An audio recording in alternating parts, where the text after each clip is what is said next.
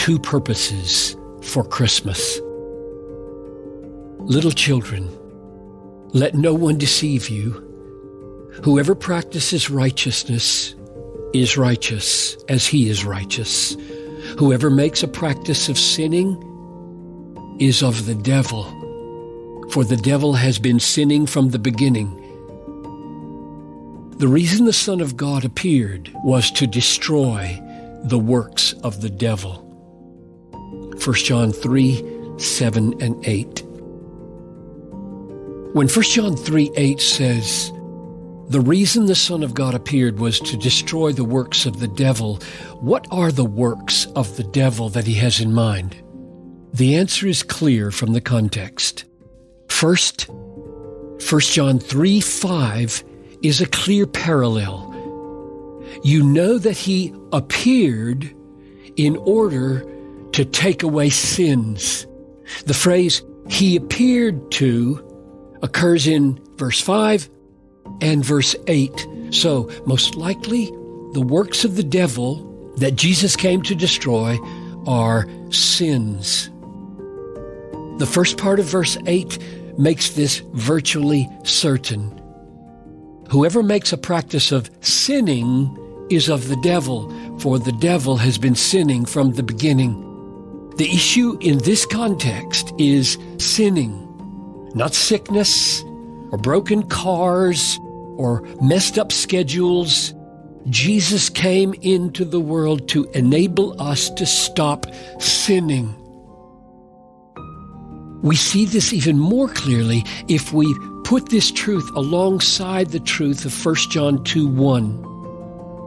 My little children, I am writing these things to you so that you may not sin. This is one of the great purposes of Christmas. One of the great purposes of the Incarnation, 1 John 3:8.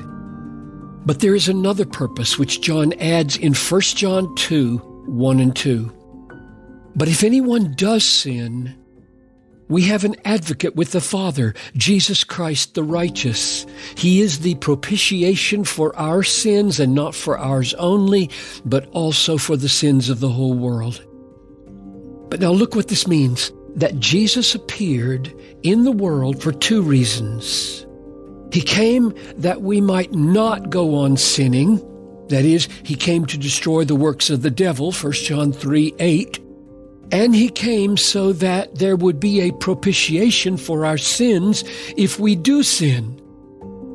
He came to be a substitutionary sacrifice that takes away the wrath of God for our sins. The upshot of this second purpose is not to defeat the first purpose. Forgiveness is not for the purpose of permitting sin. The aim of the death of Christ for our sins is not that we relax our battle against sin. The upshot of these two purposes of Christmas, rather, is that the payment once made for all sins is the freedom and the power that enables us to fight sin, not as legalists earning our salvation, and not as fearful of losing our salvation, but as victors who throw ourselves into the battle against sin with confidence and joy, even if it costs us our lives.